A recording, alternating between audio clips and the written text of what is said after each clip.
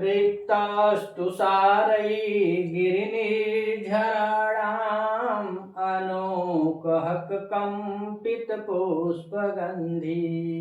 प्रीक्तस्तुषारैर्गिरिनिर्झराणाम् अनोकः कम्पितपुष्पगन्धी।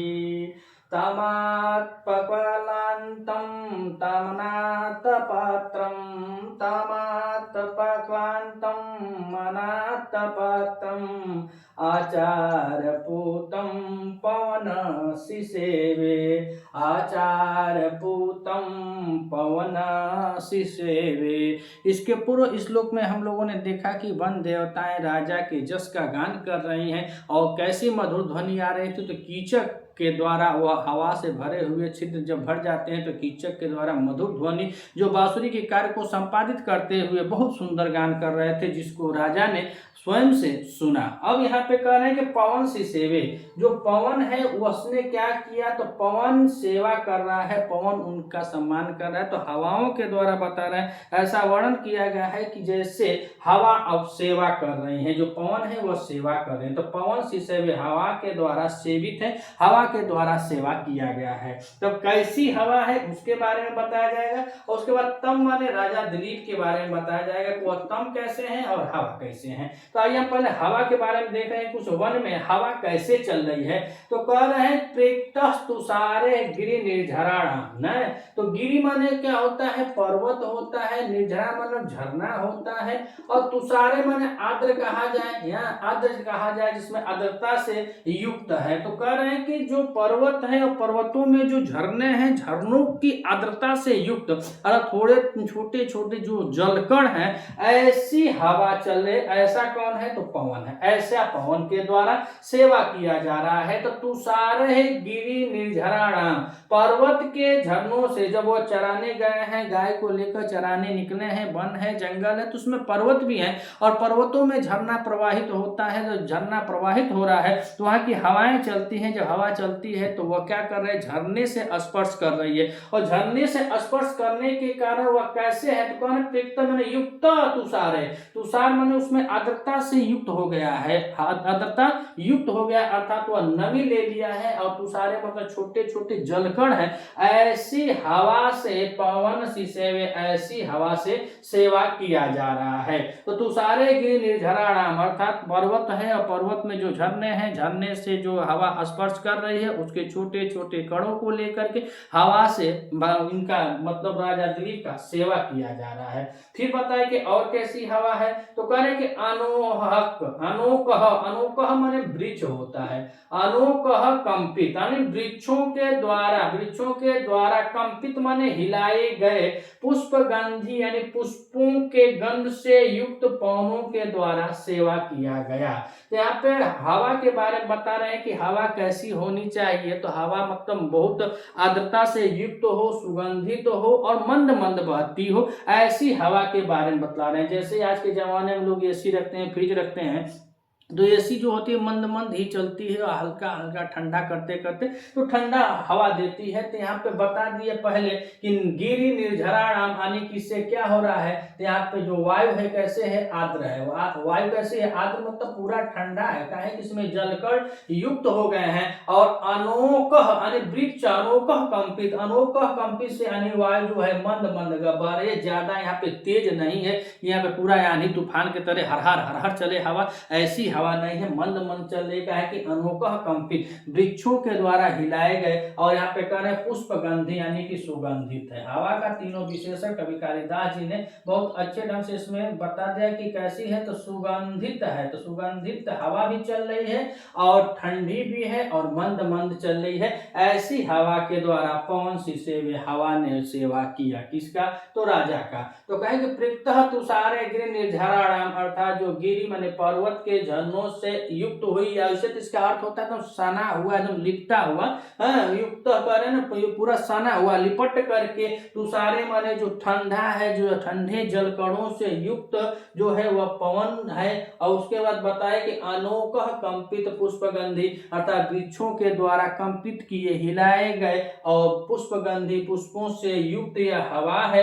और यह हवा कर क्या रही है, तो कह रहे हैं कि से सेवे अर्थात सेवा करे। किसका सेवा कर रही है, तो कह रहे हैं कि आतप कलांतम, आतप, आतप माने पूरा तप रहे हैं, जैसे जंगल में चल रहे हैं, तो जंगल में जब चल रहे हैं राजा दिलीप, तो उनको कोई छाता होता तो ये नहीं, सूर्य का प्रकाश लग रहा है, तो सूर्य का प्रकाश लग रहा है, उससे क्या है, आतप है, यानी तप रहे हैं। और क्लांत मतलब दुखी होना, वह दुखी है, परेशान है। गर्मी से कौन नहीं परेशान होता, वह तो राजा होते हैं। हम जो जैसे लोग जहाँ पे देहाती मजदूर लोग भी जैसे हम लोग हैं, हम लोगों को गर्मी से परेशान हो जाते हैं, जबकि एसी कूलर फ्रिज का कोनो मतलब ही नहीं, कहीं है ये नहीं तो मतलब का है ना, तो यहाँ पर है ये नहीं है। लेकिन वहाँ तो राजा थे, इतने बड़े राजा थे, चक्रवर्ती सम्राट थे, उनके पास सब कुछ हुआ, लौटा चुके हैं, अपने सेवकों को लौटा चुके हैं, अपने स्वयं की रानी को लौटा चुके हैं, अपने अनुयायियों को लौटा चुके हैं, सबको लौटा दिए हैं। उनका छत्र जो था, जो चवर था, वह सब कुछ लौटा दिए हैं। इसलिए कह रहे हैं कि आतप कलांतम, अर्थात तो वह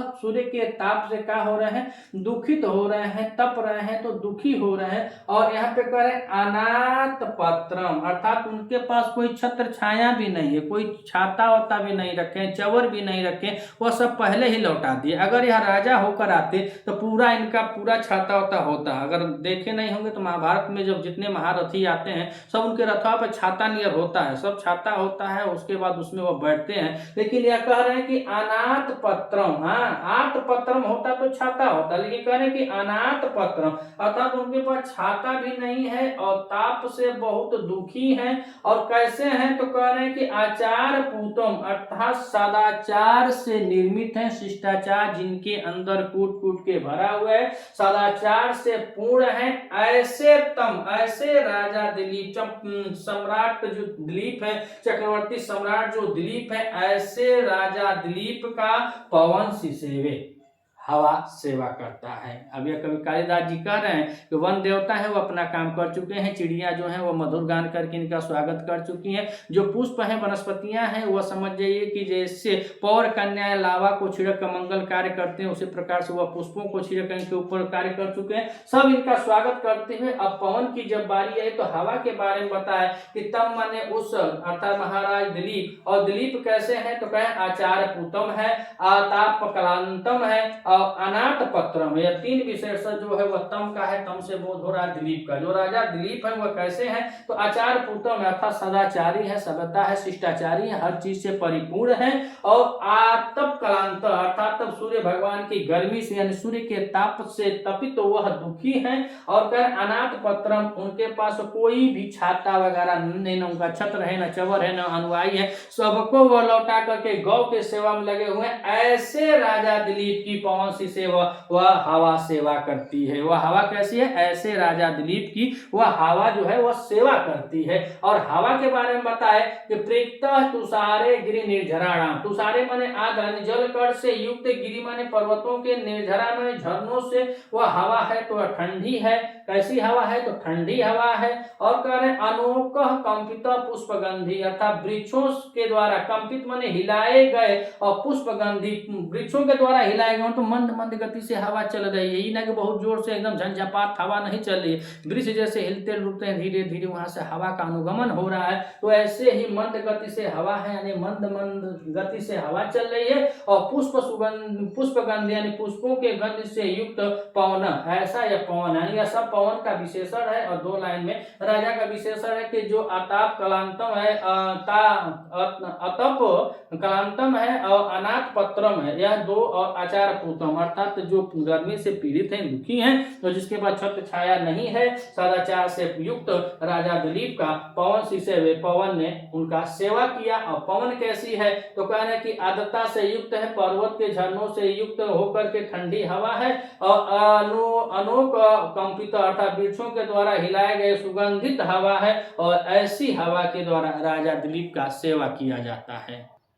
तो इस प्रकार से वह जहाँ जहाँ जैसे आतप कलांतम है, जहाँ जहाँ गाय चल रही है, पहले ही श्लोक से हम पढ़ते आ रहे हैं। तो पिछले श्लोक में बताया कि गाय के निर्देश पर वह चल रहे हैं, गाय का अनुसरण कर रहे हैं। रानी सुदक्षिणा भी गाय का अनुसरण कर रही है। नंदिनी गाय की सेवा करना है, कई दिनों तक व्रत के लिए ठाने हुए हैं। तो जब गाय बैठती है तो ये बैठते हैं, गाय उठती है तो उठते हैं, जब गाय चलने लगती है तो चलने लगते हैं, गाय जब ठहर जाती है तो ये ठहर जाते हैं। तो जब गाय को धूप लग रही है तो इनको भी धूप लगी, एकदम सेवा में लगे हुए हैं ना, इसीलिए गाय को धूप लगे तो इनको भी धूप लगे, गाय को छाता लगे तो इनको भी छाता लगे, अर्थात गाय को न छाता लग रहा है न धूप लग रही है। जिस जिस मार्ग से चली, जिस प्रकार से चल रही, उस प्रकार से राजा चल रहे हैं। और राजा के बारे में तब जो महाकवि कालिदास वो लिखते हैं कि ऐसे राजा जो चक्रवर्ती सम्राट है, सदाचार शिष्टाचार से पूर्ण है, आतप से क्रांत दुखी है, और उनके पास कोई अनाथ पत्रों, कोई छत्र छाया भी नहीं है, कोई चवर, कोई सेवक भी नहीं है, ऐसे राजा की कौन सी सेवा, ऐसे राजा की हवाओं के द्वारा सेवा किया जाता है। वह भी हवाएं जो आर्द्र है, तुषार है,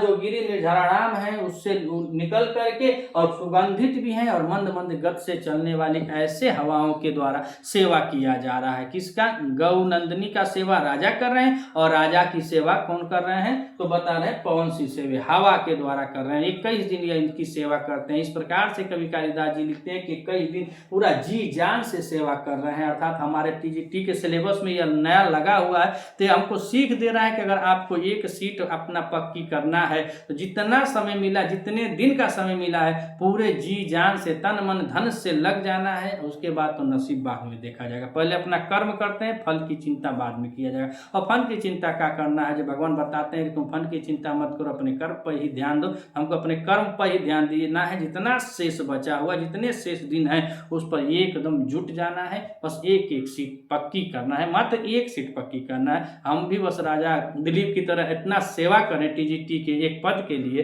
कि जैसे 21 दिन में गौ माँ खुश हो जाती है, नंदिनी खुश होकर उनको वरदान देती है कि मांग पुत्र की जो मांगना है, उसी प्रकार से यहाँ भी वरदान के रूप में बस एक सीट टीजीटी में पक्की हो। अगर आप इस चैनल पर नए हैं तो चैनल को सब्सक्राइब कीजिएगा। वीडियो अगर आपको अच्छी लगे तो अधिक से अधिक शेयर कीजिएगा। अगर सपोर्ट करना चाहते हैं तो चैनल को सब्सक्राइब कीजिएगा। मिलते हैं अगले वीडियो में, तब तक के लिए नमस्कार।